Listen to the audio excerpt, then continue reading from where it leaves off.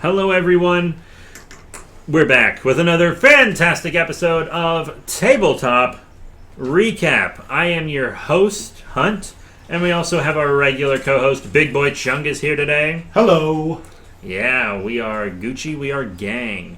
And before we get into anything, I just want to mention, this is our 50th episode of the podcast. Heyo. Not counting the 2-minute introduction, episode 0, of course, but 50 episodes. We've made it. We've played it.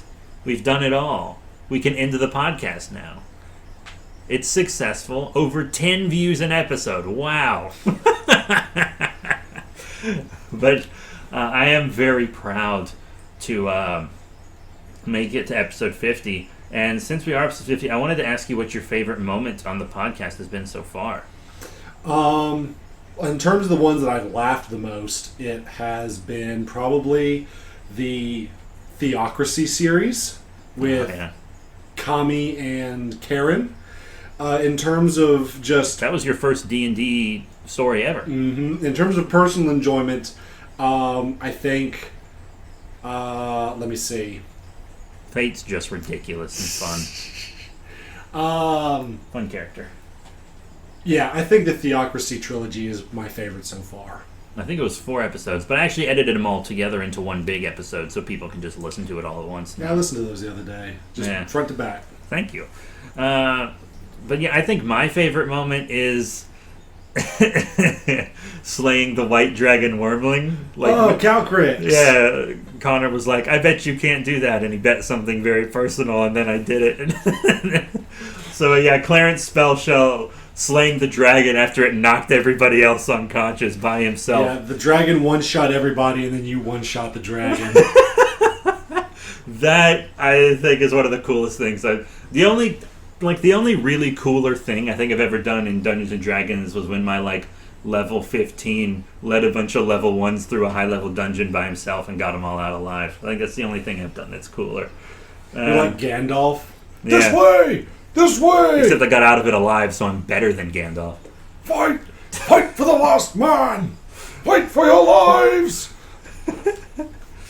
Oh man, yeah, I've really loved being on the podcast. Funny that both our favorite moments were Dungeons and Dragons, but I think that was expected. And I do enjoy the one-offs with the individual board games and tabletop stuff, but I've played most of those. I don't really have a lot of memorable moments. They're enjoyable, but they don't stick with me as much. With D&D, it's like you're telling a story. You get invested with the characters. And when you have the story, moments stick out much better.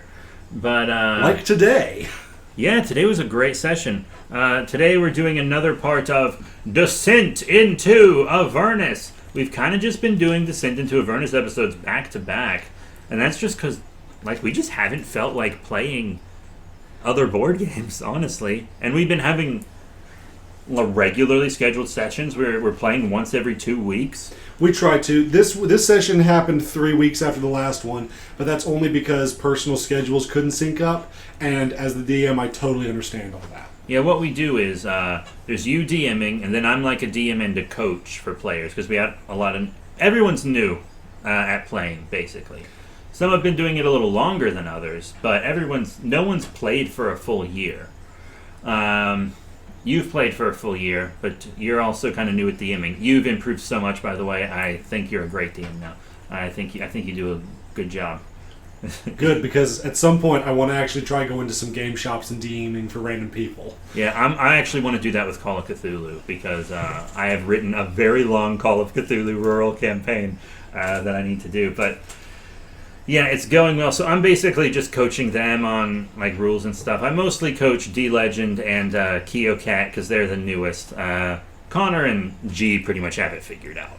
They have it figured out. Connor especially has that shatter spell figured out pretty well. Yeah, they don't really need me as much. I just help them look up stuff faster because I have my laptop out in the game, so I'm basically the guy that looks up stuff so people don't have to focus on it, G actually didn't even have his physical character sheet with him. He had an old picture that I sent him from the last session and a bunch of stuff pulled up on his phone. He just wrote his main stats out on a piece of notebook paper, and he was like, let's go. Because he is usually really good at just remembering what his spells do. I've never been good at that.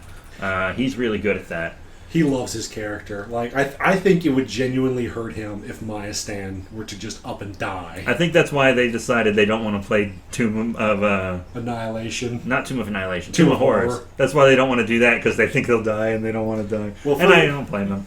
But This is Glendon's first character, right? yeah.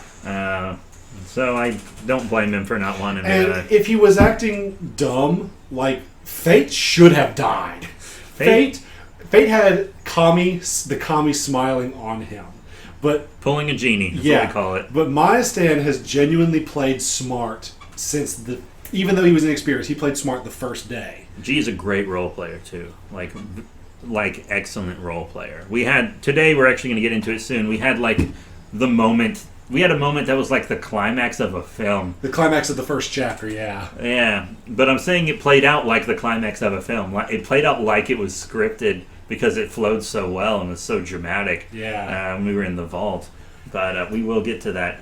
But I just wanted to say thank you very much for helping us get to 50 episodes. I know our audience isn't very large, but we don't super care about that. we just enjoy doing this, and the few people that listen to it that do love it, thank you very much. We love y'all. But yeah, now let's delve deep into Descent into Avernus, Part 6. So, give us a recap of the last session. Not everything so far. Okay. I don't think we need that, but the last session. So just a quick recap. The players had just come back from a Hallows End festival. Mortlock, who was the first Vandenpoor son they met, has vanished even after saying that he would help them stop his family's nefarious deeds. The reason he left was because he had become compromised and his family members, mainly his brothers, were after him, and he had to flee the city for his own personal safety. However, he left a parting gift: floor plans and layouts to the Vandenpoor family, Baldur's Gate, and the dungeon beneath the Vandenpoor family. Very helpful. After capturing the second Vandenpoor son, Amric, who is the middle child, They took him off a boat. they captured him with some difficulty and met an NPC named Rhea Mantlemorn, who is a Hell Rider from Elchuel, the city that has been dragged down to Hell. Yeah. She herself was not dragged, obviously, because she is here, but she is trying to figure out what is going on and believes that the leader of Elchuel, Thavius Krieg, the High Overseer, could be somehow in the city, working with the Vandenpoors who are being held captive. Yeah, I remember at the beginning she didn't think he was in on it, and then the players were like, girl, he in on it. So they interrogate Amric, and they figure out a plan of attack, or infiltration, I should say, into the Vandenpoor family. And they actually get into it without a hitch, with the exception that Thirstwell, the oldest Vandenpoor child, and the third, already knows all about the players. So while they were able to fool... He's been watching him with invisible imps. He's been watching them since they showed up at the bathhouse. Now invisible imps won't be much of a problem anymore because of a certain new companion, but we will get to that. Yes, so they get through most of the house with only a few scuffles with some guards on the inside and some imps, but they manage to also take Thirstwell captive, and they interrogate him a little bit about some information. Find a mysterious puzzle box, which is a callback, I believe, to Hellraiser. Yeah, that has to be a Hellraiser reference. No confirmation, but it's a pretty good coincidence. Like, Pinhead's not in it, but... Well, they haven't opened it yet, so they don't know what's in it. And then... So we can't say, because they will listen to this. And then we basically start the beginning of the sixth session on the second floor, where Amric and Thirstwell have been formally captured and interrogated, and we are now moving on to making our way into the dungeon of the Vandenpoor Villa. So the game starts off with each person wanting to kind of investigate the three brothers' rooms. Connor was so mad that he had gotten 2 NPCs in cages killed from the previous session that he went over to Thirstwell's room and destroyed all of his fancy clothes and items. Yeah, he filled up the dude's bathtub with ink. Yeah, he poured a bunch of ink into it, and then he dropped the clothes in, and he was like, guess you're goth now. But he kind of looked goth already, to be honest. He looks sickly. Yeah. And he just kind of... Thirstwell, even though he is the oldest of the Vandenpoor brother, he is very arrogant, very opinionated of himself, and not very mature. So he just kind of sneers at people and whines and complains. Yeah, but I was sitting there thinking, oh no, the rich guy got his clothes ruined no way he can send a servant out to buy him more and have zero inconvenience. Well, he definitely can't do that now. But now he can't do that, but at the time, So then Maya Stan wanted to look in Amric's room, and Maya Stan's actually been pretty good about being, I'm not obsessed with wealth. I need just enough currency to perform my missions and my day-to-day goings-on. But he goes through Amric's stuff, and he gets Amric, who is reluctantly trying to stay alive. He gets him to help him go through his stuff. Doesn't really find anything worth taking, so he leaves. But then Guinevere, Keokat's character, wants to go in the other bedroom, which is a very sparse, dim room with just a bed, a nightstand, and a chest. And she goes through it, and it's got some very big, raggedy clothes that look like they would belong to a very large man. 3 guesses who. Yeah. And she finds a worn but still intact stuffed troll doll, which was a childhood toy belonging to Mortlock. I want the doll. It's so funny how she does her roleplay. Because, one point today, she saw a cat. We'll get more into that. She saw a cat, and she was like, let me at it. She plays a wide-eyed, finicky cat perfectly. Yeah. It's like she sees what she wants, and no one's going to stop her to get it. It's so good. I love how she plays Guinevere.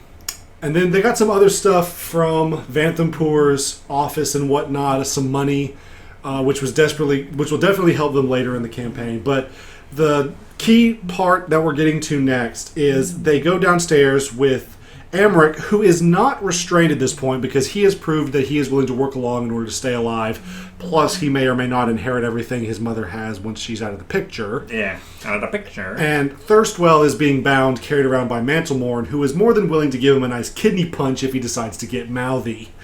And she does.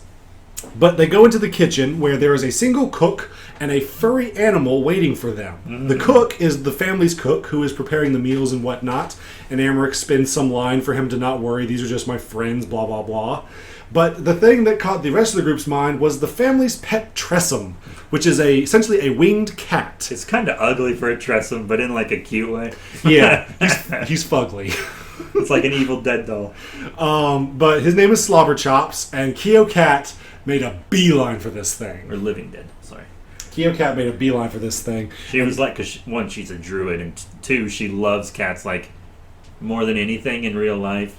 She has multiple cats, and her character is Tabaxi. And she started. Slobberchops has no love of the Vanthampurs because it's a finicky cat, and obviously this thing has not been taken care of as well as it would have liked. It's basically just fed regular cat food, but it doesn't want regular cat food. Yeah, when Keokat at one point wanted to speak with it with animal speak, and I gave it this deep voice, aired, haughty, wealthy person. I wish only to have the finest of victuals. It doesn't even say I want food; it says victuals. But. Maybe. She fed it some herrings out of one of the cupboards, and she got it to follow along. And having to trust some companion, especially in this household, is supposed to be a really good asset because, one, it has a huge advantage on smell-based perception checks, and it has invisible sight, which means imps that are invisible are totally exposed now. Yeah. As well as other demons. But, so they descend... It also can detect poison. That it can. Now, the party then descends into the dungeon, where they enter a storeroom and are ambushed by 3 spined devils. The devils go down fairly quickly. There's no contest there. It's not their first spined devil. No, they've fought at least 3 others. This will make 6. And because the room ceiling is only 10 feet tall, their flying doesn't really give them much of an advantage. So they ransack the storeroom. They all got a ton of food stores that they could keep for themselves. Connor stole a ton of wine. He stole 20 bottles of wine, 3 of which were really fancy, and he was like, bag of holding is for wine. At this point, his bag of holding is just a magic wine skin. He is really making work of that pocket dimension. So they then, Amric is not... He knows the general layout of this dungeon, but he does not know the detailed specifics of all the rooms. And so he basically just tells them, where do you want to go?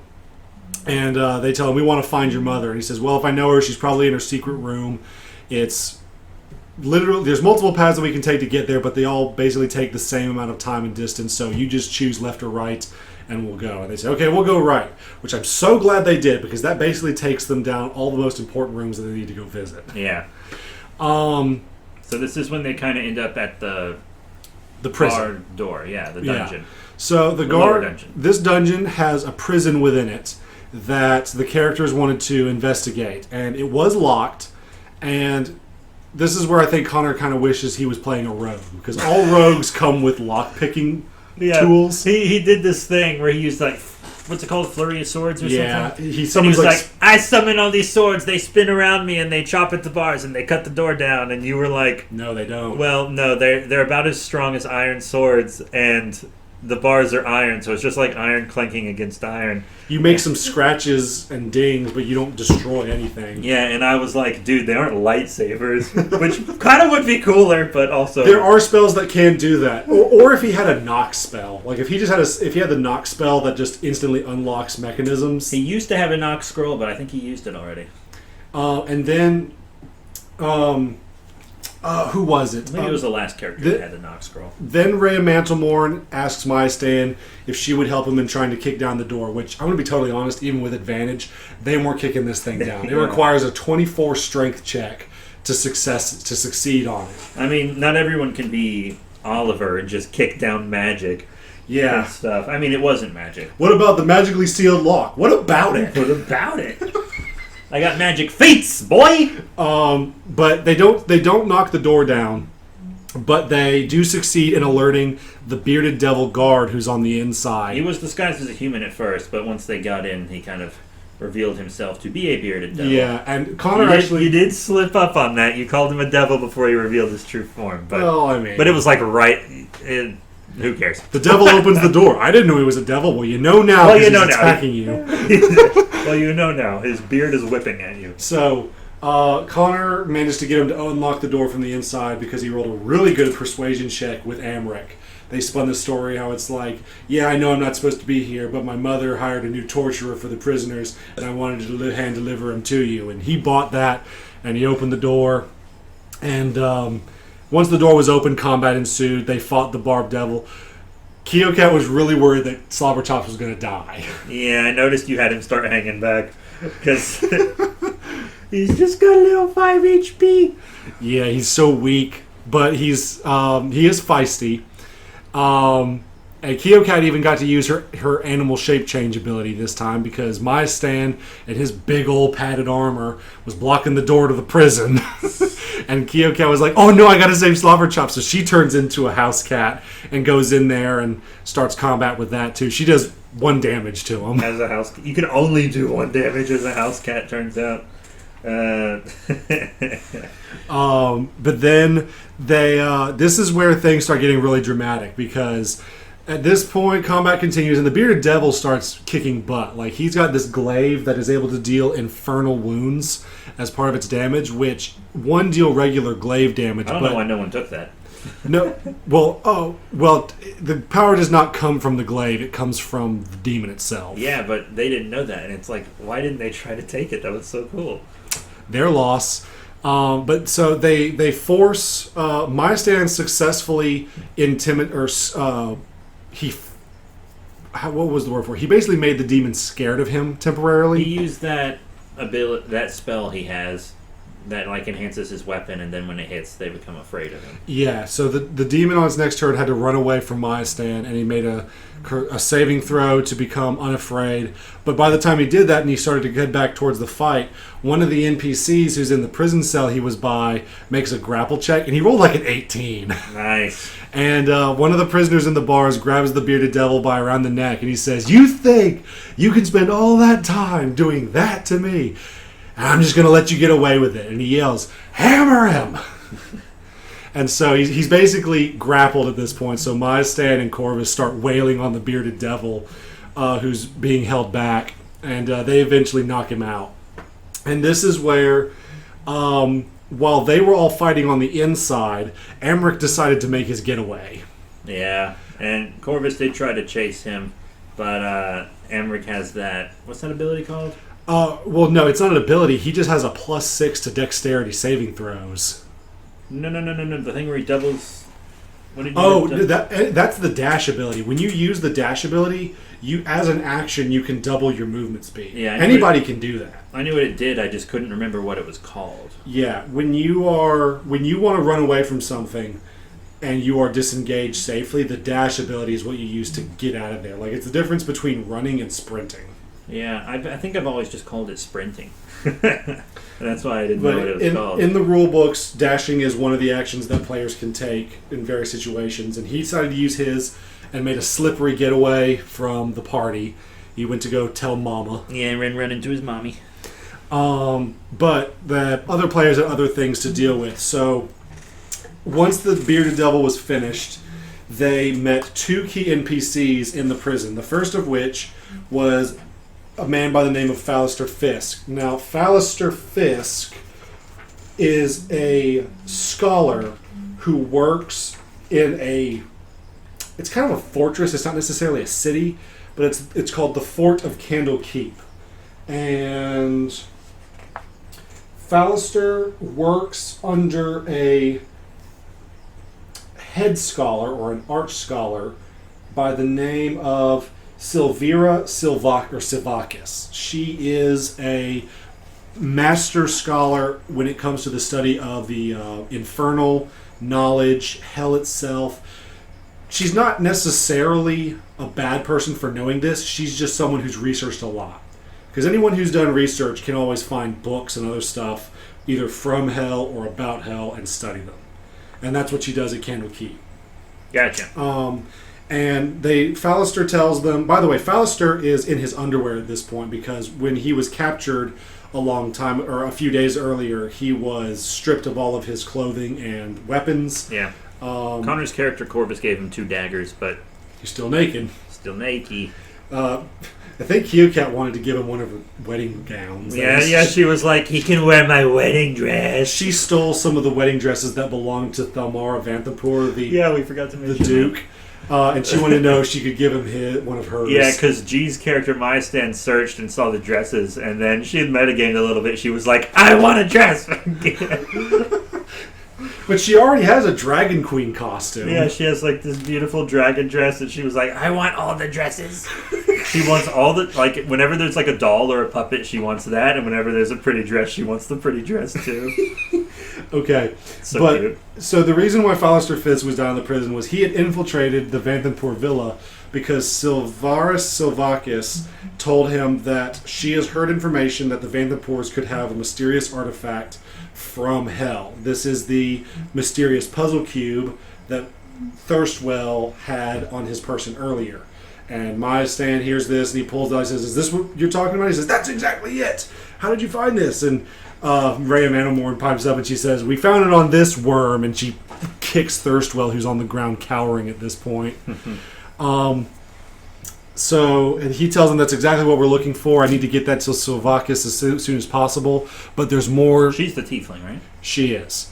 We'll get to her next session. Yeah. But he hasn't divulged that information yet. I don't think her race is a spoiler, honestly. It's not really. I was just making sure I was thinking of the right person. You are. Now, he then says, there are a few things I have to do here first. We can't just leave with the puzzle box. First things first, there's a vault here that could have more information and uncover what the mysterious puzzle box could hold. And also, we need to stop the threat of the Vanthapur family before Baldur's Gate suffers the same fate as Eltuel. And they're like, okay, cool. And then while they're having this conversation, there's another prisoner in there who goes by the name of Satir Theon Hune. Turns out, she's another patriarch. She's on the council, not the Council of Four, but she's on like Baldur's Gate's version of Parliament. Yeah. So she's a big political figure, big wealthy patron of the city. Who they kidnapped and imprisoned under their house. And she explains all this, and once she tells everyone who she is, she's got a little bit of a secret, by the way, but they never caught on to that. I figured she did. You didn't tell me about her before time, but I got that sense. Yeah, let's just say there was a reason why she was in the dungeon. One thing our group they need to learn how to roll insight. That's what they need to roll. Well, I even told some of them earlier, I said, guys, you guys keep making decisions with very little information. You need to roll insight whenever someone talks to you to see whether or not they're even lying. They used to do great on that. Like now they don't do it anymore. She was a little old lady in a dungeon, so I understand them not rolling insight for her. But they didn't roll it on something later. Yeah, and honestly, she told them, she didn't lie to them. She told them she is a patriarch, she is very wealthy and well known. She just didn't tell them everything because they didn't ask her roll insight on stuff. Yeah. So I had a feeling about her. Yeah. So she walks over to Thirstwell and she tells them that when I get out of here, your family's name is Mud. You won't be able to raise or run another business in this town, and you will be exiled, best case scenario, once I get out of here. And Maya Stan calls his steed up from up top, gives her safe passage to go up there. She's got a telepathic link with it. And he basically told his horse, who he can get through summoned steed telepathically, he's like, take this woman to the Flaming Fist leader, Captain Zodge, and let her explain everything. We need, like, everyone to know what's going on here. Does his horse have a name? No, I don't think he's given him one. That horse needs to be named. Because someone asked me the name of his horse recently. I think it was Keocat, because she loves the animals. She was like, what's the horsey's name? Maybe he has named him and I just haven't memorized it. I've never heard it. I've kept an ear out for it. I've never heard it. I'll talk to him later and have him come up with a name for it. Name your horse! He wants to, I think he was talking about a name at some point. He wants to name it something in Draconic. Oh, yeah, nice. But, so they, with Fallister, and the information that he has provided, he tells them, I said, when they brought me down here to imprison me the first time, they did not blindfold me because I was playing possum, playing unconscious, and I managed to catch two locations that could be key. One of them was, I noticed an uneven spot in a wall that could be a secret entrance to someplace. I'll bet you it's important if it's secret down here. And then I definitely saw a giant vault door that is probably where they keep their dirtiest little secrets. And he said, can you take us there? And he says, oh yeah, I can take you there. And he said, which one do you want to do first? And they said, let's do the vault first, then the secret door. They do that, but then they get confronted because after Amric left, he was making as much noise as he could to call guards, which that room with the statue they were in earlier had a ton of cultists, which at that point were all scouring the dungeon, and the Barb Devil, who only answers to Thalmara Vanthapur. Yeah, the mom. Yeah. Now, and the thing about this Barb Devil is that it has telepathic capabilities, so it can speak directly into the minds of people in any language that they can understand. And it was basically like the basilisk from Harry Potter. It's like, rip, kill, burn, destroy. Yeah, I remember they confronted him in like that sewer area. It was him and two cultists. Yeah, and I just had flashbacks to when you almost blew us all up in the sewer that one time. And well, the thing is, okay, so according to the book, this area actually is part of the Baldur's Gate sewer system, but it's been sealed off and blocked off for Thalmara to make her own personal dungeon. Like, the water still flows, but there's not enough room for people to go through. Yeah, there's also not enough sewage in this part because she is the one who designed the sewer system for Baldur's Gate. Yeah. Like, that's her pet project. Yeah, I remember she rose to power, like, that's how she started. Yeah, and so basically when she designed this whole area, she blocked it off in a way where it wouldn't fully obstruct the flow of sewage, but it wouldn't be enough to, like, cause a massive methane explosion. Like, I wouldn't light flamethrowers or anything, but you've got, like, the cultists are using incense burners to try and get rid of the most pungent of odors. And it wasn't nearly as big as the Theocracy one. Yeah, whereas that one had, like, a literal river of poo coming out of it. This one was, like, a small stream. Yeah. But, anyways, so they fight this Barbed Devil, who is a beast, by the way. He has multi-attack 3 with claws and tails, has the ability to cast fireballs, which he couldn't do because they promptly surrounded him. And since it's a ranged attack, it wouldn't work. Yeah. Excuse me. And then, even though they had the advantage on turn economy, they promptly beat this guy. I think he was too strong for... He might have been a little too strong for them if they didn't have the NPCs fighting with him. Yeah. Like, Keokat's character, Guinevere, didn't do hardly any damage because she doesn't have any magical or silvered weapons. Yeah, because... And demons are demons have resistance to fire for the most part, and 2, they also have resistance against any non-magical or non-silvered weapon attacks. Yeah, I noticed that... this isn't necessarily a bad thing because it is what his character would do. That Connor's character likes to take most of the loot and not a share. So she has one weapon and like barely any money. Well, you noticed what I did when it came time to divvy up the loot in the vault. Yeah. I think I handled that situation pretty well. Yeah, that went down how like you should have. But, so after about 6 or so rounds of, I think it was about 5 rounds of combat, they eventually beat the devil, and they look over the bodies, and the demon, or not the demon, the devil doesn't have anything on him, but the 2 cultists have golden masks, and Connor's already dressed like one of the cultists with his cloak and everything. So he says, I'm going to like don a disguise here, and I'm like, okay, great idea. And the thing that really got the spine devil was G used that thing to make him afraid on it, and Kyokat could do that too. It's in her puppet. She just didn't use it. I think the puppet's more of Actually, the puppet only works on children and small animals. Oh, it does? Yes, it specifically says that. Okay. In that case, she'll probably never use the fear, because I doubt she'd ever use it on them. But, well, maybe if there was ever you know what I need to do whenever I make Children of the Corn? I need to have like a homemade or a homebrew NPC that's just an annoying kid. But anyway, so they do beat the devil, and they get to the vault door. Which they beat him with opportunity attacks when he fled. Yeah. And then Wait, did we say how they beat the cultists that were with him? Oh, yeah. Well, Connor made one's head explode. Yeah, he used, like, Shatter as a sneak attack, and that thing, that they just blew up. And then Kyokat basically just killed the other one in one hit.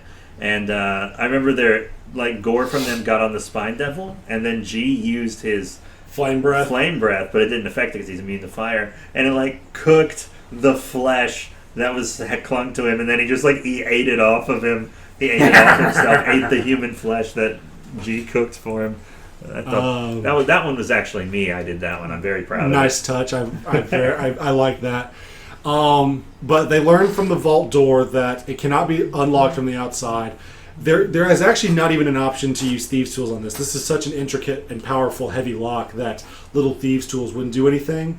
But it does require what looks to be a hefty-sized key. Yeah, like the whole door was one giant lock, like an actual bank vault. Yeah. Like, obviously whatever was in here, they didn't want people seeing or getting. So they decide that let's go to the secret room next, see what's in there. If it's this big and it belongs to the Vanthapur family, it might make sense that the matriarch would have it on her person. So they go there, and they see the hidden door that Fauster told them about, and they open it, and they interrupt a conversation between Amric and his mother. And Amric, first of all, the Vanthapur patriarch is almost not even listening to her son. She is on her knees praying at an obsidian altar that is illuminating what looks like a flaming angel silhouette. Yeah, she's praying to her patron, who we will reveal soon. I was ready for this reveal. I was waiting for this reveal. This was such a good moment. Yeah, I really wanted that reveal. This was where the roleplay really started getting going. And Amric is in the middle of telling his mother that they've made it this far. What's to say they won't make it here? We have to leave now before they bring the Flaming Fist and the guards in on this. And what are you doing here?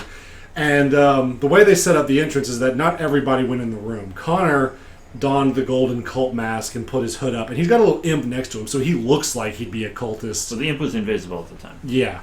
He actually had the imp position itself ready to attack behind the matriarch, and had it hold in action. And the fact that she didn't know where that imp was the one good roll Connor made before combat started, because she got everything else on the head. Yeah, and Connor's first roll today was a nat 1, so... But so Amric asks, what are you doing here? And Connor rolls a deception check, and he basically tells her, he says, the enemies beat the Barb Devil, as they're on their way here, we have to move. And Amric is like, yes, you see what I'm talking about, mother, blah blah blah. And she's like, you're dumb. You're dumb. I can't really get back into character because I've come down from the roleplay. You played her so well. It was great. But she basically says that, you blathering idiot, this is my secret, private worshipping room that only I know about, and you know about, and your 2 nincompoop brothers know about. Why would this cultist pleb know how to find us if they were not either led here by enemies or secretly trying to find it? She was rolling so well. Yeah, well, it also doesn't help because she's a very powerful hand-to-hand fighter, but she doesn't have any armor. And a warlock. She is a warlock. Yeah. But so here's the thing. She has dark devotion, which means she has advantages on saving throws against being charmed or frightened. Which was the next thing Connor tried to do, was charm her. And so he cast charm, and he did it successfully to Amric.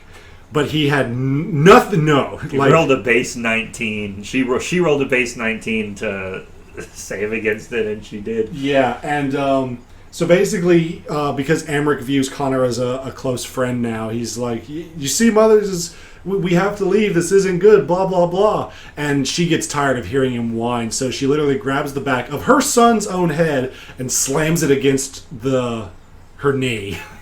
He was out. Yeah, he was out. His nose is broken. He probably had a concussion, and he definitely had a concussion. We actually established that later. Yeah, and the thing you have to remember about her is that Amric is her favorite. So that you can imagine how she treats her other sons. Yeah. There's a reason Mortlock got the heck out of town, but they did try to kill him. So in this situation, when she is cornered in her inner sanctum, and the players are on the verge of foiling her plan right here, she would rather see herself and her sons die than give up. Yeah, and she is very faithful to her patron. And a fist fight ensues where Connor's imp was holding an action where as soon as combat started, the imp would jump her. And it did successfully sneak attack her. But she rolled like a nat 20 on a constitution check, which means that she took no poison damage and only took minimal physical damage. And then with multi-attack that she has with unarmed attacks, and it only has like 9 health, and each of her fist attacks do like 5 damage, she literally broke this imp with her bare hands. It was, it's like I said earlier, it was like Robert Pattinson like smashing the gull or pelican or whatever it was in the lighthouse. Yeah, her first attack hit the imp, and it disoriented it in midair because she punched it right in the face. And then before it could either fly away or regain consciousness, she grabbed it by its tail stinger and proceeded to slam it on the ground repeatedly until it died. That was awesome. And then Myastan and Corvus learned that she was in fact a patron through some roleplay. Oh yeah, I remember Myastan. They didn't. I don't think they figured out her patron until the son told them. They learned through the roleplay dialogue that she was in fact a warlock and had a patron, but she wouldn't give it up to who it was. Yeah, because they gave her a mortal wound and then talked to her some more. Yeah, and she was a badass up until the very end. Myastan delivered the finishing blow with his long sword, and she, of course, very iconically said, "I'll see you in hell." Myastan does some great finishing blows, I gotta say. Mm-hmm. And she actually might see them in hell. So, oh yeah, one way or another, they will probably see her in hell. And so, you think she was strong? Now wait till she's a demon. But yeah, so the combat ends there, and Corvus and Keocat use a combined medical check, so they roll with advantage plus Keocat's modifier because she's proficient with medicine. And they bring Amric back to consciousness, although he is very much dazed and disoriented. He thought he was crossing the river Styx or something. No, what it was Connor said, "Finally you're awake," which is a Skyrim meme. And then just to kind of play along with it, I had Amric say, "Did we cross the river?" Which is where the Stormcloaks, or where the Imperials captured the Stormcloaks, was after crossing a river. Oh, I thought... Okay, I didn't catch that. I thought... That's why Glennon said, "This guy's over here playing along with the dumbest meme ever." I thought it was because of hell stuff. I was thinking about why that in game. No. It was just because he was disoriented. I was playing along with the meme. Yeah, he was not understanding what was going on. So I think Keocat healed him so that he would understand what was happening, and then... And yeah, that healed his concussion and his broken nose, and it brought him up some HP points. And he's like, okay, so what happened? And they showed him his mother's dead body, and he was, disappointed, but he honestly wasn't that surprised. And he made some remark about, "Well, that's what happens when you invest in poor stock, Mother." and then Connor was like, "Oh yeah, we let that lady go too," and he was He's like, "Oh no! You let the patriarch out of the dungeon? I'm ruined. I will inherit nothing because worst case scenario, I get lynched. Best case, I'm a homeless vagabond who has to wander outside of Baldur's Gate now. I'm done." He's very done. They also locked Thirstwell in the dungeon that they left previously also. So if you're wondering where he went, they left him in a prison cell. Oh yeah, that was some fun roleplay too. So they collect 2 keys off of the Vanthampur matriarch. The mother. One of them is big enough that it looks like it would fit into the vault, which it does. And this is where things start to reach the climax. So they open up the door, and the first thing that happens is I have everyone roll a d20. And basically the way I decided to do this is whoever rolled the highest would have this encounter occur. And Corvus, Connor's character, was the one who rolled the highest. And he hears a telepathic voice, very much like how the barbed devil communicated telepathically. But this was a much more different voice. This was a very deep, but a very hollow voice emanating from somewhere in the room. And this being addressed him. He says, "I've been waiting for someone like you. I request your assistance." And the being in the shield claims to be an angel that was trapped there, someone who was helping Zariel, and the angel's punishment was to be trapped in the shield. But our whole party thinks it's a demon. And there are actually arguments to be made for both. Yeah, I was actually I was very proud of the party because as soon as Connor we can't reveal what's in it yet. No, because after Connor reveals this information, I really wish you would have made an insight check, but as soon as that happened, what I was talking about earlier. Perfect time. But even then, everyone was still wanting to roll history, religion, and other kind of checks. Because does this sound on the up and up? And I'm like, well, based on what you rolled, you have no reason to believe that they're not telling the truth.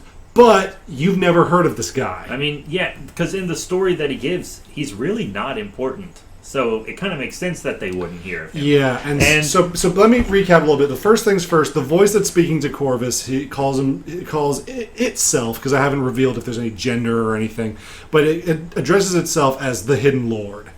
Connor or Corvus... I feel like that probably means it's a dude, though, because it'd probably be the Hidden Lady if it was a chick. Well, we'll see. In this universe, Lord is kind of gender neutral. I mean, yes, and actor, like how there is actress, but actor applies to both. Yes, but exactly.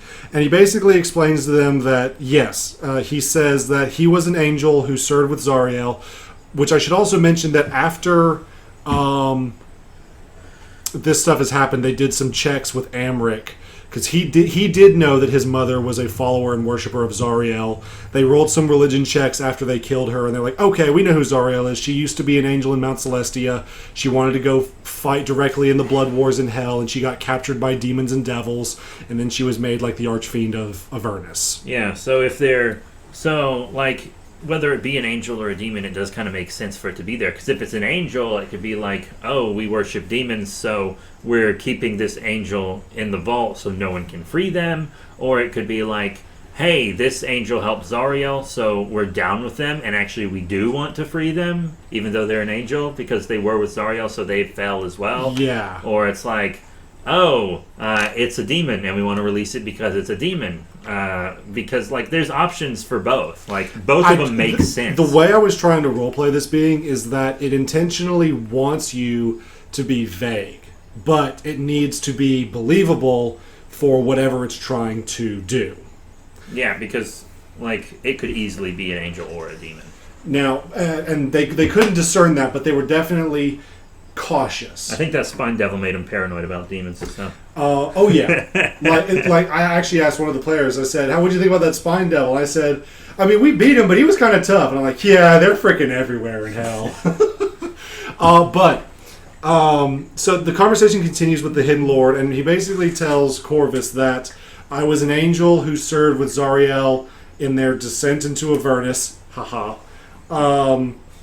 We lost the battle and were punished, And while Zariel's fate was sealed on her own, I was punished separately by the Lords of Mount Celestia. Yeah, because Zariel was the leader, so she gets the worst punishment. Yeah. And so he tells Corvus that I wish to be freed, and I believe that, I was punished in hell, and if I return there, I might be able to regain my freedom. And then that exchange happens over the course of a few seconds, because this is like a whole telepathic conversation that's going on in like the blink of an eye. Yeah, it's like when two flashes like stop for a quick chat in the middle of a battle, but like no time's going by. Yeah, and but then after that happens, the door opens up, and lo and behold, there is a giant golden shield. Now, I say giant; it's still big enough for someone to carry, but it's still a good-sized shield. Yeah, they're in the shield. Then there is 8 coffers on a table, which you would expect to see in a vault, and then there is a very old and very regal human male standing in this room, standing by the shield, looking at it. And this person happens to be Thavius Creed. And the candlelight's kind of casting his shadow, and it looks demony. Yeah, his shadow kind of betrays him a little bit. Now, if you're trying to find evidence of his guilt, the shadow alone is not enough evidence, but his shadow is that of a pudgy demon with horns and small wings. So as he moves, his shadow does not match him. And he puts on this front where he tells the players, and Rhea kneels to him, because like this is like someone who's in the Swiss Guard approaching the Pope. He's your leader, he's your holy father, kneel. But no one else does, because everyone's heard stuff from the Vanthampurs and everyone else, and they're like, we don't trust this guy one bit. Yeah, I like that. like she tugged on Myastan's pants and was like, kneel, and he went, I kneel to no mortal man. And then Connor was like, what he said. I also yield to no mortal man? Like he said it like a question, like he wasn't sure. I love how his character just follows Corvus. But Thavius gets really offended by this, because even though he is no longer in Eltuel, he tells them that the overseer of Eltuel deserves more respect.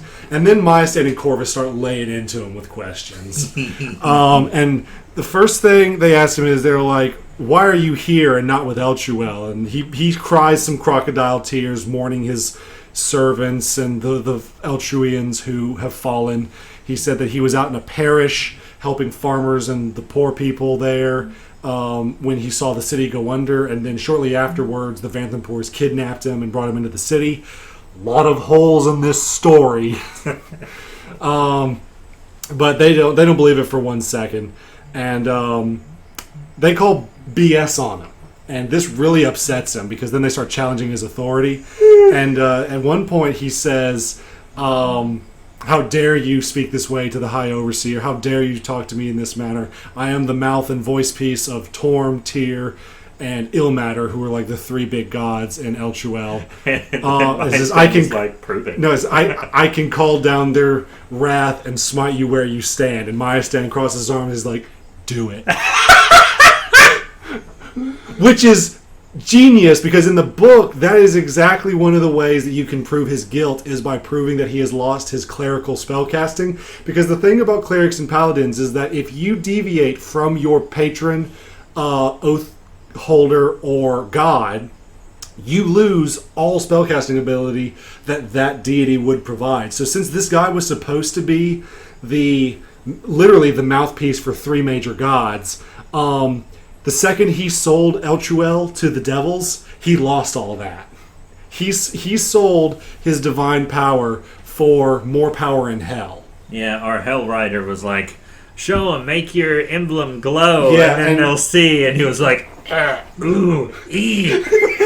Yeah, and Rhea Manamorn, like I really enjoyed role-playing Rhea during this. This was the best part. This was the best part of the session. And because Rhea she's heard all of the accusation against Thavius Krieg up until now, but she desperately doesn't want to believe it, because it's like, if this is true, then her life has been a lie this whole time. Yeah, and then G was like... and so she tells she asks Thavius, please show us your emblem. You have the ability to call forth signs from the three gods, and by saying prayers, your emblem should glow. Prove to us that you still have their light. And he tried denying it really bad. And then Maya Stan cast this spell that prevents people from lying. Zone of Truth. Yeah, Zone of Truth. And he gets Thavius to spill his guts. Yeah. And then after Maya Stan gets done asking his questions, he sheathes his sword and he turns to Ray and he says, "This is not my leader. Do with him what you will." Yeah, so Thaddeus was like almost directly responsible for Elchuel. No, he was. He was the only person more responsible would be the ones in hell orchestrating it, but he's the most responsible mortal. He is just as guilty as the Vanthempur family, if not more so. Yeah, because he already sunk one city, and now he's trying to sink a second. Well, even though the Vanthempurs, they were already cultists of Zariel, they could not tear Elchuel asunder without Thavius Krieg's help. So he might as well have been the one to make the deal with Zariel himself, and actually he did. Yeah, so he was also a follower of Zariel and agreed to do all this for a huge boon in hell. And Rhea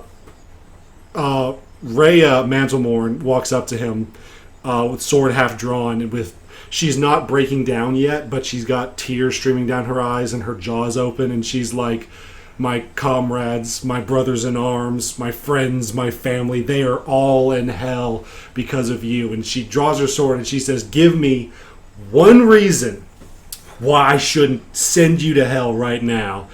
And basically he I forget what I said, but he basically tells her, he says, "Do whatever you must, my reward is secured," and she splits his head in two. It was so dramatic. And then Maya Stan, of course, comforts her. He's very good at comforting. Because after she does that, then she breaks down. She drops the sword, which is still stuck between her former overseer's head. She doesn't crawl into a fetal position, but she drops to her knees and she starts bawling and wailing. And Maya Stan, who sympathizes with her, is comforting her right now. Meanwhile, Corvus and Keocat are looting and pillaging. Yeah, they're like digging through stuff. They're like, "Me wanty." So they did get a ton of treasure. Some of it was also from Tiamat. There was a ceremonial dagger, a bunch of gold, which the players were very generous to reserve for D. Legend's character when he finally comes back. Because we kind of have this thing where if you aren't there for the session, you don't get experience or anything. But it was nice of them to save him some gold. Yeah. I was actually kind of hoping they would when it started, because they were like, what, was it like 100 platinum pieces or something? 100 platinum pieces. I think I have this memorized by heart. There were 3 chests with 100 gold pieces, 1 chest with 20 electrum pieces. There was a chest with a broken draconic ceremonial ivory dagger, a chest with 100 platinum pieces, 1 chest with gemstones, and I think that was it. Yeah, because No, there were 2 chests with platinum pieces. That's what it was. Yeah, because I was like hoping they would split the platinum pieces evenly. I'm used to, in most of my groups, splitting stuff evenly, but this group doesn't split stuff evenly. Every group I've played with has split stuff evenly, except this one. I'll work on that in the future. I mean, they don't have to. It's not a rule, but... And I mean, no one's complained about it. So, and Maya Stan has even passed up several occasions already where he had access to gold and jewels and stuff, and he just said, "I'm not interested in it." Yeah, because he won't take it if it's stolen. He won't steal it. And then, now he definitely took that treasure from Tiamat. He's like, "This is mine." Screw Tiamat, dude. So, at this point, the corpse of Thalmar has been discovered. The cultists have fled in fear for whoever would have killed both major devils and their leader. So they're like, "I'm out of here." And they collect all the gold, and Fallister Fisk tells them... Fallister Fisk did not talk to the shield, but Connor enlightened them about everything that it told them, and he said, "We should take this to Lady Silvacus as well. She could be interested and tell us more about this artifact." And everyone's like, "Deal." And then, like, they said they were going to go back and find the Star Room, but they're not gonna. Well, no, the star room, that was the one with the statue. I thought they didn't go to the star. The star was the statue. Like, if you look here in... No, I thought that statue was in the vault. No. The only thing that was in the vault was the coffers, the tables that the coffers were on, the shield, and Thavius Creed. Okay, I just misheard that. So, yeah. Connor was referring to the star located here. This is the main... in V26? Yeah. If you have the module. Yeah. This is the main cultist worshipping area. This is where the statue of Zariel was and everything. And there's actually a secret room connecting the room that Thalmara Vanthapur was in worshipping the obsidian altar that leads directly to that room. Nice. And they knew where this room was because of Mortlock's maps and everything. But so they leave the vault with Thavius Creek dead and a plot uncovered. They take the shield that has the hidden lord hidden in it with them and take all the material in the coffers with them. And they all have bags of holding. One thing I've decided to do with my roleplay is I just give my players a bag of holding because I don't want to calculate weight. Yeah, I always do that too. They're really rare items, so they usually won't see another bag of holding for a while, if at all. So I don't mind giving them that to just carry their treasure in. Now, with that in mind, they decide they want to go back to this other room that has a star in it marked, and they learn that this is the main cultist worshipping area. There is infernal writing and language etched on the doorframe on the outside, and on the inside there is a circle that looks kind of like a pentagram drawing with infernal writing that you would worship at etched into the stone floor. Yeah. There's a statue of Zariel in her angelic form that the players don't really know the difference between her angelic form and her infernal form yet because they don't know, they haven't seen it. And the eyes are glowing. They should have just broke the damn statue. What happens if you break the statue? There's a magic mace in there that's causing the eyes to glow.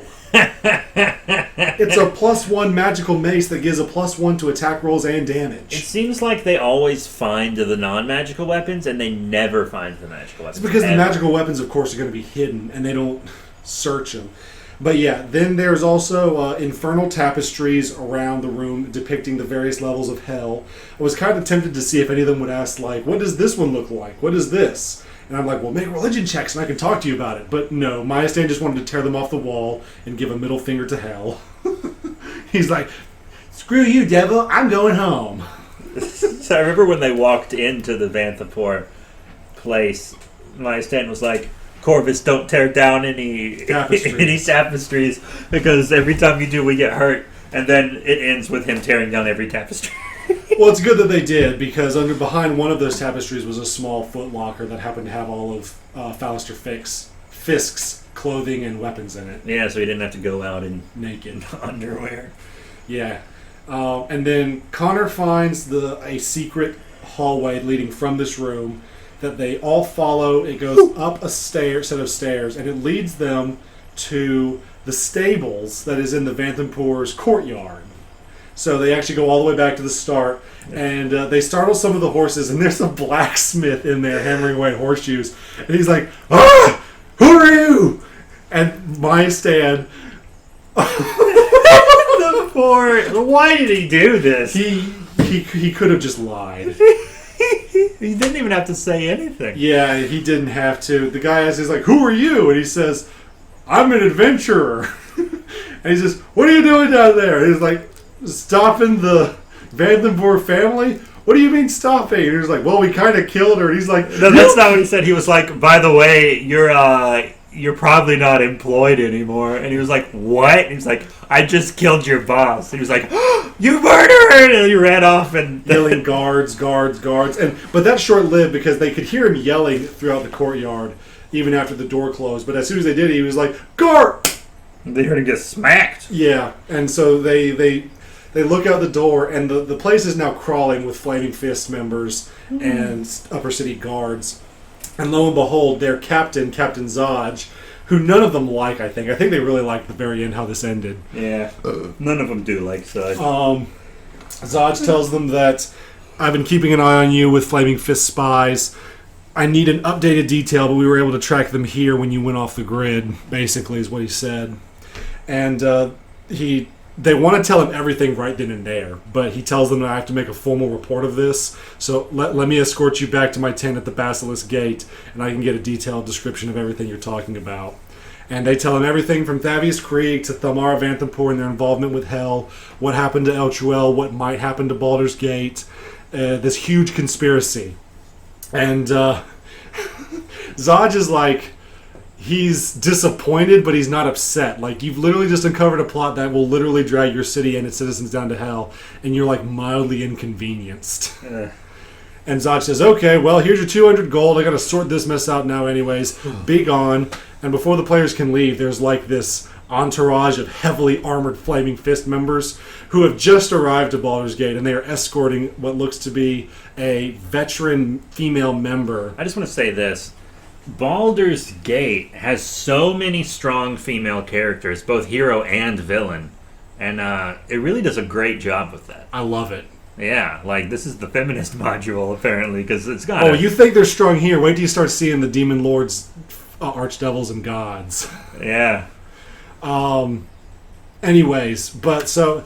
from behind this wall of plate armor and spears, you hear this very stern female voice go, Zaj!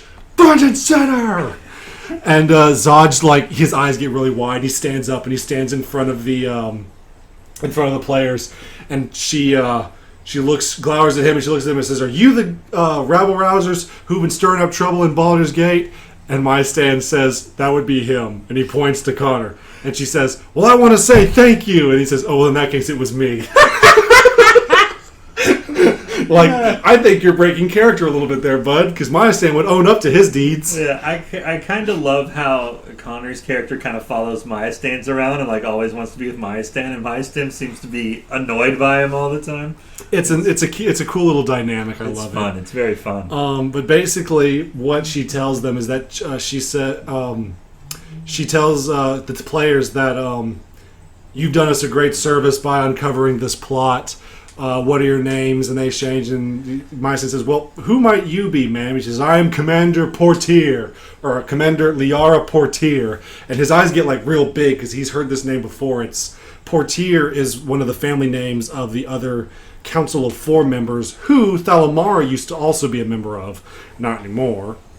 But, so Portier's a big name in Baldur's Gate, and he's like, "Oh, are you the Patriarch?" He says, like, "No, wrong. That's my uncle. I'm his niece."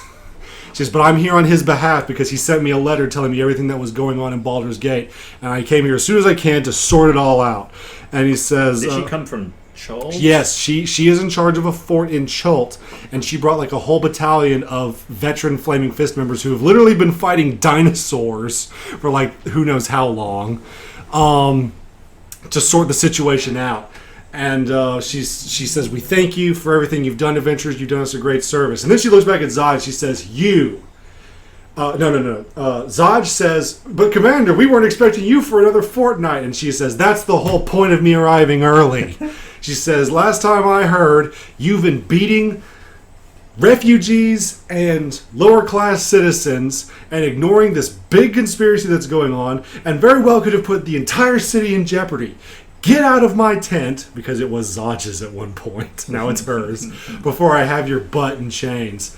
And he says, "But Commander," and she says, "Now!" And Zaj scurries out of the room.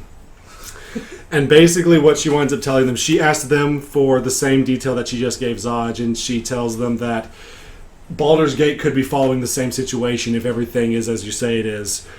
I have to handle the situation up here, but I need some warriors who are capable and strong to find a way to go to Avernus and figure out what's going on from their side. Because Elchuel's already clearly there.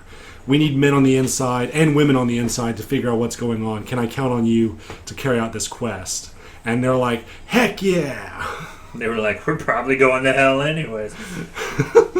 And they said, "Now, Zaj has already paid you, and I can't spare more monetary resources as it is right now, but I am willing to give you all the rations, all the water, all the resources, any mode of transportation you want."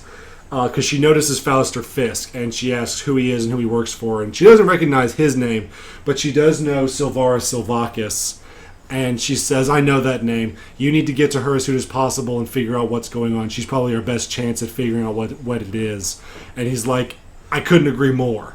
And this is where the session leaves off. The players wait for the Flaming Fist to gather up all of the resources that they promised them. Because it's a 5 days ride from Baldur's Gate to Candlekeep. So it's going to take them a little while. But because of the Flaming Fists that are mobilized to get all this stuff together, it'll take them just a couple hours. Meanwhile, the players spend this last minute of downtime before they take a long rest to get some silvered weapons, talk to any last minute NPCs that they want. Stan and Rhea Mantlemorn are now like best buddies now because they're both like good aligned paladin warriors and they want to like uncover what's going on. And we left the session there. The very last thing that was said was when they went back to the Flaming Fist compound by the Basilisk Gate, there was a massive horse-drawn carriage with 4 horses, a wagon loaded down with supplies, and various horses ready for them to ride. Fallister Fisk is behind the reins on the carriage, and he says, all aboard for Candlekeep. And that's where we left off. Yeah. Yeah, and they got their silver weapons and stuff, and from the blacksmith. They are prepared for demons now. Yeah, Keokat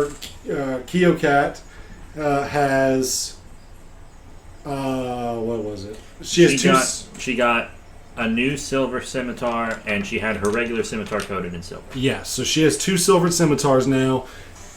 Corvus does not have a lot of proficiencies with weapons. Most warlocks aren't. And warlock, you're not really going to have a lot of martial weapons unless you have the Pact of the Blade ability. So we got some silver-tipped crossbow bolts. Yeah, he ordered like a crate of 100 silver-tipped crossbow bolts. So he's loaded. And Stan already had a silvered mace. He could have had a magical morning star, but we won't talk about that. I feel like, doesn't D Legend's character have something? Because wasn't there that... He has something silver, I'm sure of it. He does. He has a silver dagger, I want to say. No, isn't it what that one Dead 3 lady had that was silver? The silver flail, yes. Yeah, I asked about that, and no one could remember during the session, but I thought that's what he had. Yeah, but D Legend isn't proficient, or he's a Kensei monk. And Kensei, you can be proficient with any weapon of your choice depending on what level you're at. And he's not proficient with flail, so he has it. But he needs something silver. Yeah. Like, you can still use a weapon even if you're not proficient. There are going to be plenty... I mentioned earlier that Candlekeep is a fortress, a huge, massive fortress full of scholars and craftsmen. He could totally and easily find someone who is selling either magical... Actually, I forgot to mention this in the podcast. Fallister Fisk even told them that as a reward for the finding the magical puzzle box, that Silvarus Silvacus is willing to reward them with either gold or magical items. Yeah, I would take magical items.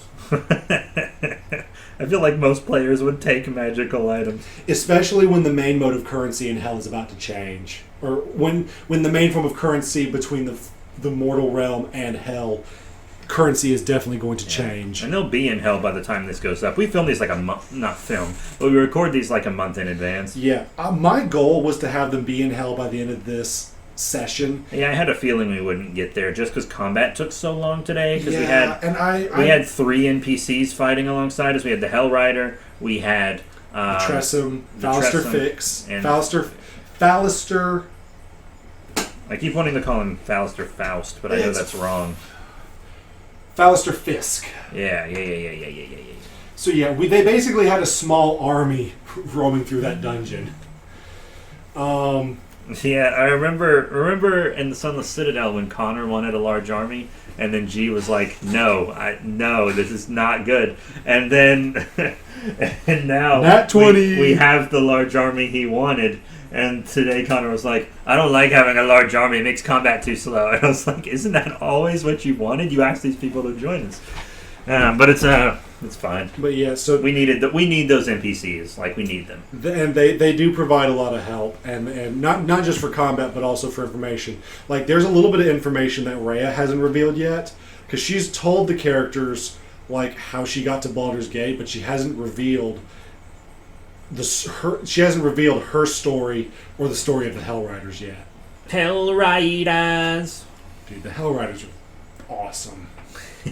They got a dark history, but they're awesome. Yeah, but that is the summary of today's session. Next session, we will begin by hitting the road to Candlekeep. I think for next session, because by the time they get to Candlekeep and go through all that stuff, that should only take about an hour and a half to get through. Yeah. And then we could dedicate 3.5 to 4 hours to actually starting the campaign in Hell. I'm kind of hoping our next episode won't be D&D because just the past, I don't like to do D&D too many times in a row. I remember one time we did like 1 or 2 months of just straight D&D, and I didn't want to do that again. We need to get in touch with Kami and Karen. Yeah. Even if we don't do D&D with them, we could do Catan. We could do another tabletop game that they'd be... I really want to play House on the Haunted Hill. I wanted to do that for Halloween, but I'll better late than never, and I'll always be willing down to play with that. Another fine WizKids game. Yeah, I really want to play that. I've only played it once, and I do remember enjoying it. But yeah, because we haven't played with them in 3 months, and then last time we didn't record a podcast on it because none of us felt up to it. I didn't even feel up to it, and I'm almost always up for making media content. So, but yeah, I was kind of hoping we'd have another session by now so we could double up on our session recaps. But I'm gonna forget what happened if we wait too much longer. I have a pretty good idea about what happened. It wasn't that much that happened, honestly. No, but I remember Dade. I remember shoving you into the water. That's what I remember. I remember the elf weeaboo warrior. Yeah, that's just a little tease. That's coming. But there is a new Dungeons & Dragons book out. It's been out for a while by the time this episode goes up. We have 2 new books to talk about. First up... Tell us, you know what, actually just tell us about all the stuff you got at the gaming store that you did. Okay, so I splurged. You did. You shouldn't have. I shouldn't have, but I did. You had to stop eating out. Yeah, so when I was, I went to a GameStop in Macon. Not GameStop. Game Store, sorry. Game Store in Macon, and they have... I really like the way they do this because all I was looking for was just the standard edition of this particular book, but they exclusively only sell the special editions because you can get the regular books anywhere, but these are really hard to find in person. So they just sell these to make more money and make their customers happy. Yeah. One thing I like about Wizards is that they actually do try to make sure comic shops and game stores actually keep business. Like, lots of these modules and stuff, like these adventures, are actually released in-game in comic shops before they hit Amazon or anywhere else. Because they want to make sure that game stores get business, which is really, really cool of them. And a lot of companies wouldn't care.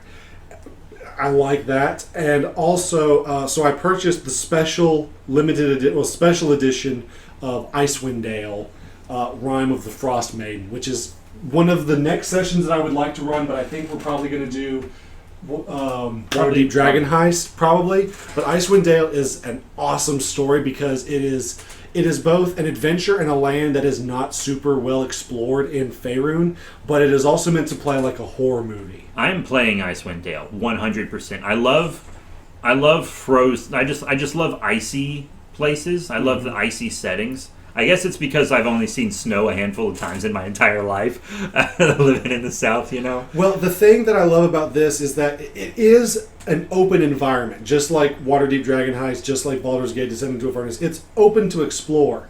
But the environment in which you in is so inhospitable, so unforgiving, it honestly kind of rivals Avernus, the first layer of hell, in terms of how quickly it'll kill you if you're not prepared. Just because it sets up in a tundra that is open but unexplored, super dangerous. Oh, and by the way, there are a ton of villains and antagonists in this set that are just out to get people. I know there's a whole quest based on the movie The Thing, John Carpenter's The Thing. I won't confirm or deny that, but... well, that doesn't tell you anything that happens, but... All I know is I'm a huge Thing fan. Both, I liked the spiritual sequel that came out in like 2011. I like John Carpenter's The Thing, and I never watched it, but I researched it as much as I can, and I love the original Thing movie from like 1940, 1950. No, it was The Thing from Another World. I have seen that, actually. Okay. The monster's like a plant-based alien in that one, if I remember correctly. I haven't watched it since high school, but it is on. You can watch it on Prime Video, actually. I think it's free to watch on Prime Video. And I already know what monster they're probably going to use for those things. Like, if it is as close to the thing as possible, I have a good idea about what they're going to use. And of course, the thing you're looking forward to the most is the 3 kobolds in a trench coat. I know you love your kobolds. I love kobolds. Yeah, I'm definitely playing that one because I'm a huge horror junkie. If you're listening to this on YouTube, you probably know that because my channel is mostly horror movie reviews right now, with scattered gaming stuff, even though it was heavily gaming stuff recently. I go back and forth on what I'm doing. But, yeah, that'll be fun. I'm definitely going to be a player in that. I might be a player in Waterdeep, too, because I only know a couple big spoilers, and I think I can play it. I think I'm going to be a player. What I've decided is I'm not going to have a pool where I'm going to let the players decide. I'm going to run the story based on whatever season it is in reality. Yeah. So if it's winter when we'll play this, we'll do the winter season. If it's fall, spring, summer, we'll play it then. That way there's no guesswork that players can go into trying to figure out, because the season actually does have a big impact on not only how the city of Waterdeep looks, but who the villain is. Who the villain is as well, yes. Yeah, but I know a couple big things about Waterdeep. At first I was thinking I know too much, I can't play it, but then I really thought about it and I was like, I guess I don't know too much, because I definitely know too much about Curse of Strahd. I know literally everything about Curse of Strahd. I'm going to have the same role with that I do with Descent into Avernus right now. I only took this role in Descent into Avernus because I was burnt out. But I'm not really burnt out anymore because we've not played in the other group for months. So I am ready to start playing again after Avernus. But I will have to be co-DM again for Curse of Strahd. I can't play Curse of Strahd without metagaming. I just know way too much. Yeah.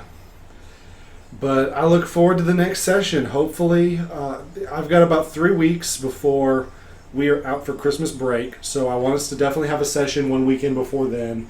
And then with Christmas break on the horizon, because with my job I have interval breaks, we should be able to have 2 sessions over that time period if we're up for it. I do want you to tell us the rest of the stuff that you and G got at the game store. Oh, yes. So in addition to that, I purchased a dice set, and it's called the Icewind Dale Rime of the Frost Maiden Dice and Miscellany Box. Yeah, because whenever they release a new adventure like that, they always release one of these dice sets to go with it. And basically what it provides is... first thing it provides is a decorative box, which doubles as both a dice carrier and a dice roller. Dice tray. Dice tray. It comes with a set of dice, including 2d20s, 4d6s, and one of each of every other type of dice. Except a D3. You don't get a D3, you don't get a D100, but like the regular D&D dice, you know. Yeah. And then, in addition to this, they include... lore cards about specific NPCs, creatures, and monsters that can be found in the campaign. That'll be very helpful as a DM. And some extra detailed maps about the area. So the book itself already comes with some maps, both for the DM and players respectively. But this one provides you with a more detailed map that can be used either as a DM or player. And you say that those dice roll well. They do. Like, that's what I've been using for the last 2 sessions of... Yeah, I've noticed you Avernus. haven't used any other dice unless you have to double up some. Well, mainly because D-Legend and Myastan, when they're here, they don't have a lot of dice on their own. They just use yours. I let them use mine. I paid for them. I want to use them. And so far, they have been very fair in terms of punishing and rewarding rolls. Like, this whole... I think... there were some enemies who rolled crit fails and rolled very poorly, but there were other times where they rolled really well. And when it fluctuates evenly like that, I feel that gives a really good risk and reward system for both the players and the NPCs. Well balanced set. What else did you get? I know there's more. One of the things you hid. Oh, yes! Because you don't want our players to see it. Oh, I'm waiting for them to actually get to it in Avernus. But I also purchased the Infernal War Machine Premium Mini. It's so cool. From WizKids, and it is beautiful. It is this gargantuan amalgamation of metal, blood and gore, and infernal energy. And what I love about this one is that you can disassemble it. It comes apart into 3 different parts, where you have the base, which is the main set of wheels, wagon, and passenger and driver compartments. But you can also take the passenger lid off and the driver's lid off, so you can actually put your miniatures in it and simulate like that, hey, they're actually driving and riding around in it. Which isn't something you actually have to do. Like, you could easily just push the minis to the side and then just flop the thing on the map. But, that's fun. That's something I didn't have to do. It's more immersive. Mm-hmm.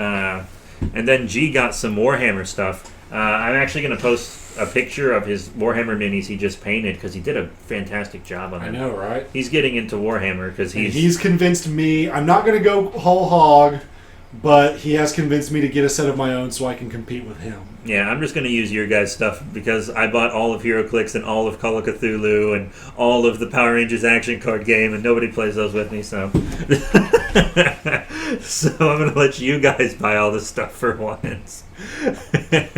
So yeah, he is very much interested in Warhammer, and I am excited for him, I've practiced, but I haven't gotten the hang of the game yet. I'm more interested in just playing with my close friends. I'm not going to probably go out and do a bunch of random games with people at GameStops or game stores, because I've already got my DM hobby to keep me busy for that. Yeah, DMing is a lot of work. I think lots of people underestimate it. But yeah, that's basically it for today. This is one of the longer episodes we've had, but we had a lot to talk about, and we will be getting the new supplement book, the Tasha's Cauldron of Everything. I already have a plan to get Tasha's Cauldron of Everything. Because it's the holiday season, I am not going to be buying a whole lot right away, because I have to keep in mind what my family is doing for gift giving, what I have to do for gift giving, and I don't want to buy a book that is on my wish list only to awkwardly receive a copy of the same thing from a family member or friend. Yeah, I know I won't get stuff like that from my family, because my family only gives practical gifts. Which is, when you're an adult, that's like great though. Like, you don't care when you're an adult. I'm expecting that more or less from G, not necessarily my mom and dad, but if I don't get Tasha's Cauldron of Everything for Christmas, I'm going to buy it up right away from either Comics Plus or the next mom and pop comic book shop that I can get it from. Preferably the special edition. If not, I will definitely take a regular copy. You do have your own comic shop in town, but I don't think they have a lot of... Yeah, that store is mostly comics only. Comics, and with a little bit of trading card and action figure stuff. I even asked him, I said, do you guys carry any Dungeons and Dragons stuff? And he said, no, I'm afraid we stopped selling those years ago. We used to have and just like what you said, they used to have a D&D group here on the college campus that I just graduated from. But 5 years ago, the group that was playing it graduated, and they weren't selling anymore, so he just stopped stocking them. Yeah, because G and I go to school in the same town, and there's a comic shop in that town, and I actually asked that comic shop... the story he's referencing is the one I'm telling now. I actually asked him if they had any HeroClix players, because I had a bunch of HeroClix and I wanted to learn HeroClix. And he was like, no, what happens with most games is they cycle. They'll be around for 4 years or so, and then when those people graduate, because it's mostly students playing these games, when those people graduate, then the game kind of disappears from the store. He said that about every 4 years there's a game that's really popular, and then it kind of goes away because the students go away because it's a college town. And he said the only 2 games that have ever stuck around and never gone anywhere are Warhammer and Dungeons and Dragons. He says those are the only 2 that are always played. Those games have been around since like the 70s.